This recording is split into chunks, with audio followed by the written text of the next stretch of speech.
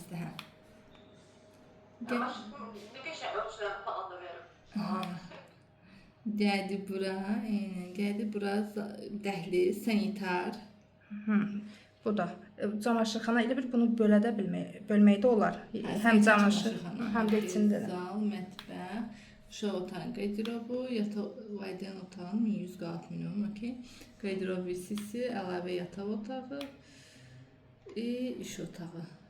Qəşəng alınıb. Ölçüləri burada 110 saxladım qapı yeri. Hə, normal. 1100 yerləşdir. Bəli, bölüm. Qapı məsafəsi var, məsəl üçün nə qədər olmalıdır? Boşluq minimum 1100 olmalıdır. Oradakı ara Minimum 1100 olmalıdır ki 90 qapı olur. Heç olmasa 10 yanında minimum yer qalsın. Şöyle kalan olsa biraz daha çox olmalıdır. 1100. Aha, 1100. Bunları mən bilmirəm də. Hə, qeyd eləyəcək. Qapı keçməmişəm axı hələ. Ona görə. Qapı yeri kimi saxlayın 1100. Bunların xanımlardan hamısını ölçülərini yazdım, ona görə deyəm. Mən özüm qeyd eləmişəm də, yəni boşluq elə qalıb. Ölçünü çıxartmışam mən ümumi. Yəni ara məsafəsi yerini çıxarıb en cəhətdən.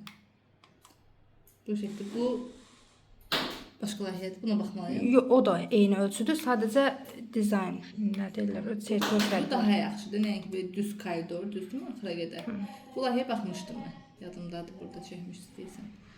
Birisi qardirob, biri buranın VC-sidir, biri otağın VC-sidir. Yox, ikisi də koridorundur. O birisi uşaq otağında təkcə qardirobdur. Bu üçüncü isə valideyn otağıydı. Görürsüz 3 dənə bölbörədir. O birisi də ondandır. Layihə çəkməyə başa düşmürsünüz. Öyle problem yaşamamısınız layihə çəkməyə.